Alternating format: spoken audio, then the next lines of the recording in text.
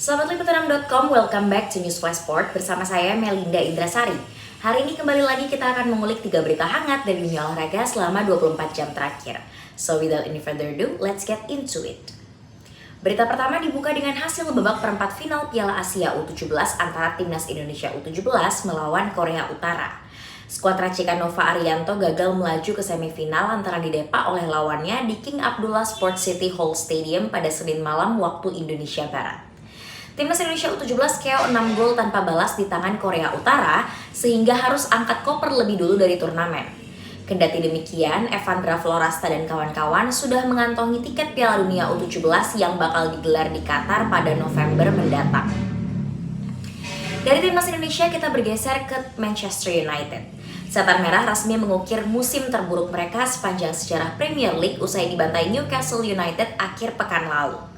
Sebagaimana diketahui, skuad racikan Ruben Amorim sebelumnya dipermak 4-1 oleh The Magpies ketika bertamu ke St. James Park pada Minggu 13 April 2025. Sandro Tonali, Harvey Barnes, dan Bruno Guimaraes jadi pencetak gol kemenangan Newcastle. Sementara itu, angka hiburan MU bersumber dari aksi Alejandro Garnacho di babak pertama. Hasil ini tak hanya membuat MU turun peringkat, tetapi juga memastikan mereka mencatat musim terburuk Premier League.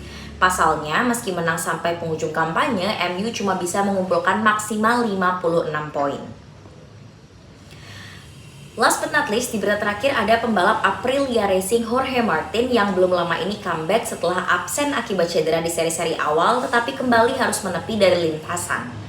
Dia lagi-lagi mengalami crash di lap ke-14 saat ikut serta dalam balapan MotoGP Qatar 2025 di sirkuit Lusail Senin dini hari waktu Indonesia Barat.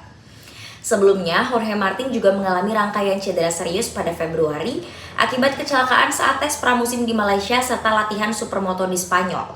Meski sempat diragukan, Martin akhirnya mendapat izin dari tim dokter untuk mengikuti balapan di Qatar usai menjalani pemeriksaan medis di Spanyol dan Lusail.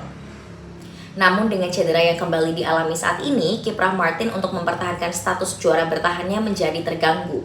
Sejauh ini belum ada informasi pasti mengenai berapa lama sang pembalap akan absen pasca insiden di Qatar. Sahabat Liputan6.com, itu dia 3 berita hangat dari dunia olahraga hari ini. Jangan lupa saksikan terus News Flash kalau kamu pengen tahu update berita-berita seru lainnya. Saya Melinda Indrasari pamit undur diri, see you next time.